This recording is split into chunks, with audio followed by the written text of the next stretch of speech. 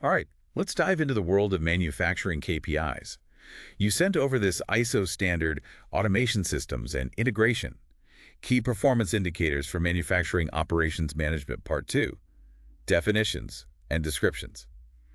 It looks pretty intense, but Yeah, we're going to break it down and it can be a bit daunting at first. and figure out how to use these KPIs to really boost your manufacturing game. What I find fascinating about this ISO 24002 standard is that it's not just about, throwing a bunch of formulas and definitions at you. It's really about creating a shared language for everyone involved in manufacturing operations. Like, imagine... So you're saying it's kind of like, instead of everyone just saying we need to be more efficient, Exactly. this standard actually defines what that means. It provides a common ground where, say, production teams, maintenance crews, and management can all be on the same page when it comes to measuring efficiency and performance. They're all speaking the same language. Okay, I see how that could be super helpful for getting everyone aligned. But there's got to be more to it than just definitions, right? Oh, absolutely. It gets even more interesting when you look at how this standard really dissects the very concept of time. It breaks down time elements into these precise categories. Like, for example, there's the plan, order, execution time. So that's like the total time you've allocated for an order. Exactly, the total time you've planned for an order. And then you have the actual unit processing time, which focuses specifically on the time it takes to process a single unit within that order. Okay, hold on. Why wouldn't you just look at the total time for the whole order? Why get so granular with how each unit is using that time? Because that's where you unlock the real secrets of optimization. By really zooming in on the time spent on each unit, you can uncover these hidden bottlenecks, inefficiencies that might be completely masked if you're just looking at a broad time measurement. Imagine, you discover that by making a small tweak to your workflow, you could shave off just a few seconds from each unit's processing time. Oh, I see what you mean. Like it doesn't seem like much. Yeah. But it adds up. Exactly. Multiply that small time saving across thousands of units, and suddenly you're talking about some pretty substantial gains in overall productivity. I'm starting to get how powerful this can be. Now, this standard mentions a whole bunch of these KPIs: worker efficiency, allocation ratio, throughput rate. Where should we even begin? Well, let's start with one that's really at the heart of any manufacturing operation: overall equipment effectiveness, or as it's more commonly known, OEE. OEE. Okay. What's that all about? It's basically like a comprehensive health checkup for your equipment. It combines 3 key factors: availability, performance, and quality, to give you this really holistic view of how well your machines are actually performing. So instead of just looking at like the theoretical maximum output of a machine, Right. it's taking into account things like downtime, speed losses, even the quality of what's being produced. Absolutely. Think of it this way. You wouldn't evaluate an athlete's performance solely based on their, say, potential top speed. You'd consider their stamina, their technique, their consistency over time. Oh, okay. So like OE does the same for your equipment. OEE is like a report card for the machines. Exactly. It provides a much more realistic, actionable performance metric. Okay, that makes sense.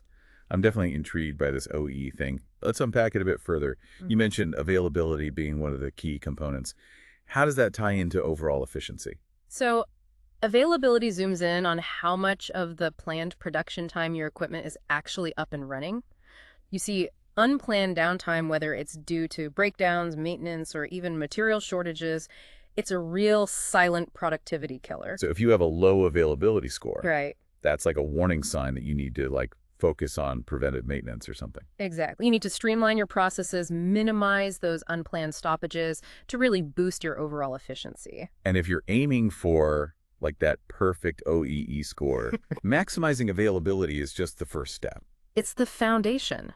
But then you have performance, which looks at the actual output rate of your equipment compared to its theoretical maximum. It's like gauging how efficiently your machines are actually working when they are running. So even if your machines are rarely down, you could still have a performance issue dragging down your OEE. Absolutely. You've got to make every second count when those machines are up and running. And then, of course, you have the final piece of the puzzle: quality. Right, because it doesn't matter how fast you're making things if they're not, Exactly. meeting the standards. This factor looks at the proportion of good units produced out of the total output.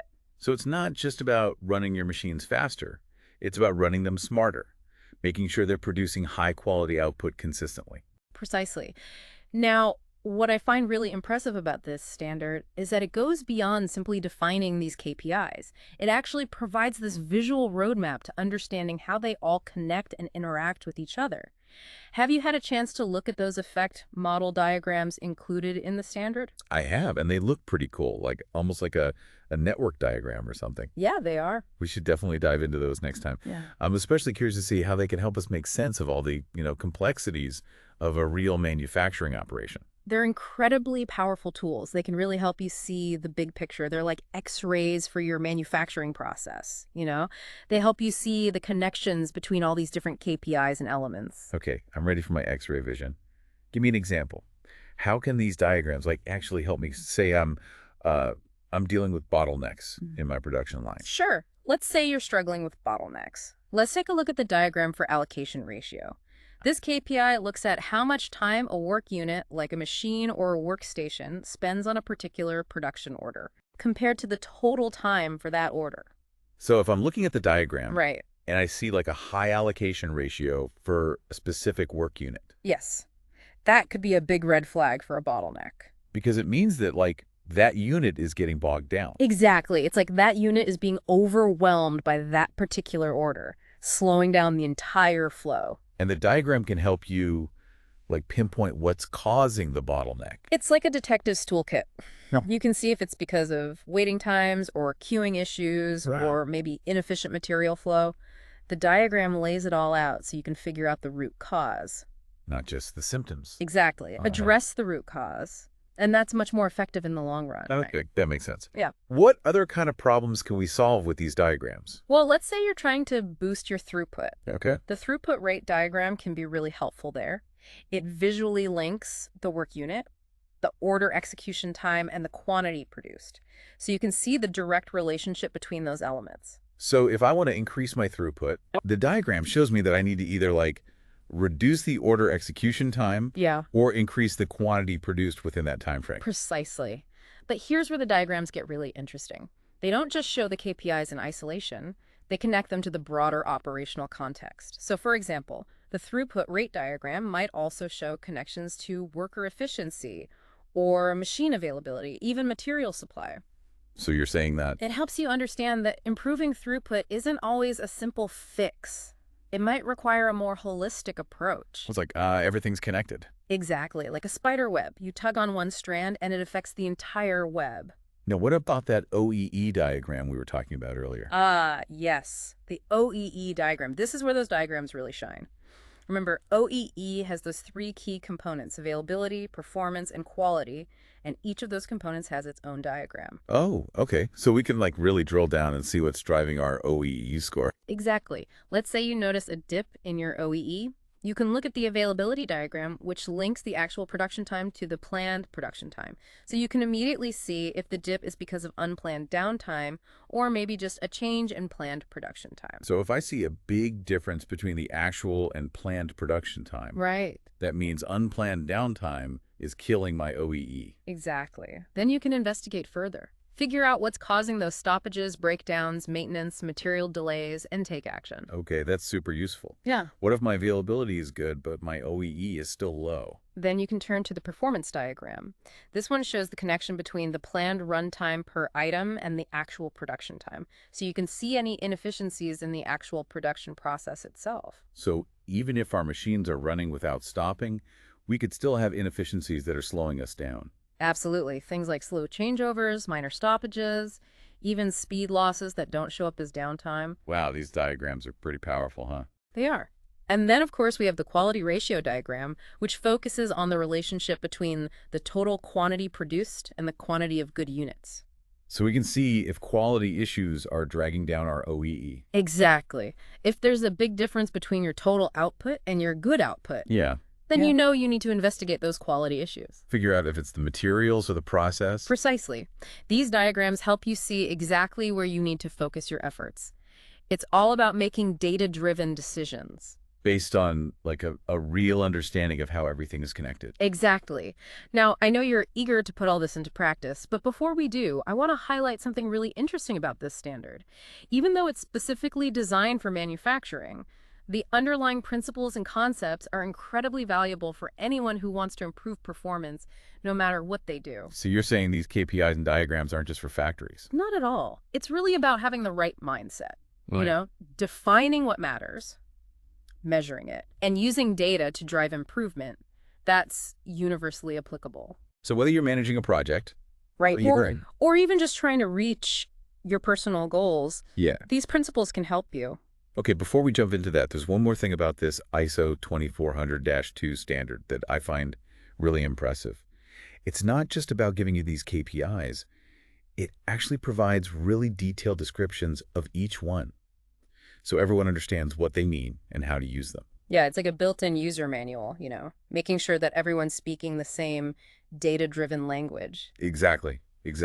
And that can be really important, especially in those complex manufacturing environments where you have so many different teams and departments. It helps prevent those misunderstandings, those misinterpretations that can happen when everyone's not on the same page. Yeah, for sure. So how does that work in practice? Like, give me an example. Sure, let's take the example of worker efficiency. This standard doesn't just say, hey, here's the concept of worker efficiency.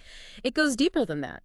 It provides the precise formula that's used to calculate it. It's the actual personnel work time divided by the actual personnel attendance time. Okay. And it even specifies the unit of measurement, which is a percentage, and states that the ideal trend is to maximize this KPI. So like a supervisor can look at their team's worker efficiency score and know exactly what that percentage represents, how it was calculated, and what they need to do to improve it. Exactly. They don't have to guess or make assumptions. It's all laid out clearly. And the standard also considers the target audience for each KPI.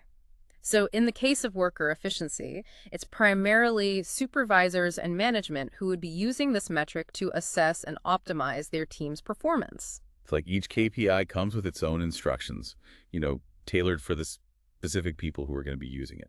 Precisely. And that's what I find so impressive about the standard. It's clear that the creators of the standard really wanted to ensure that these KPIs were actually used effectively in real-world manufacturing operations. Yeah, they didn't just want to create a theoretical framework. They wanted to provide a practical tool that people could actually use to make their operations better. Exactly. And that's what sets this standard apart. It's more than just a dictionary of terms. It's like a toolbox. It gives you the knowledge and the tools you need to take that data and turn it into real, meaningful improvements. Okay, so we've talked about the foundational principles of manufacturing KPIs. We've looked at some of the specific metrics defined in ISO 2400-2, and we've explored the power of those effect model diagrams. It's been a pretty comprehensive deep dive, right? Absolutely. And I think the key takeaway here is that these tools can help you identify and address bottlenecks, optimize your overall performance, improve your product quality, and ultimately, boost your bottom line. Make your operation more efficient, more competitive. Yeah. But before we wrap things up completely, I want to go back to something you mentioned earlier. You said that these principles, these concepts, they're not just limited to manufacturing. That's right. And that's what I find so exciting about this whole thing. You see, while this standard focuses specifically on manufacturing, those core concepts, defining what matters, measuring it, and using data to make better decisions, those concepts can be applied to any area of life where you're looking to achieve excellence. So whether you're leading a team, managing a project, or even just trying to improve your own personal habits, the principles we've been talking about today can help you. Absolutely. Think about it. If you're a marketing manager and you're trying to drive more traffic to your website, you can apply these same principles. You can define key metrics like unique visitors or conversion rates or the average time people spend on your site. And then you can track those metrics over time and use the data to figure out what's working, what's not, and how to optimize your strategy. It's like taking those manufacturing principles, efficiency, data-driven decision-making, continuous improvement, and applying them to marketing, to software development, to personal finance, to anything really. Exactly. The key is to identify those metrics that are really important for your goals and then use the data to guide your actions, your decisions. I think that's a great takeaway for our listeners. It's not just about the specific KPIs or the tools. It's about that mindset of using data to drive improvement, to achieve excellence in any area of your life. Absolutely. And the beauty of that mindset is that it's constantly evolving. As technology changes and as our world changes, the specific tools and techniques might change, but those core principles, they'll always be relevant. So as we wrap up this deep dive, we encourage all our listeners to take these principles, these concepts, and apply them to their own challenges. Whether you're on a factory floor, in a boardroom, or just working on your personal goals, the power of data-driven improvement is incredible. Keep learning, keep exploring, keep pushing the boundaries of what's possible. Until next time, keep diving deep.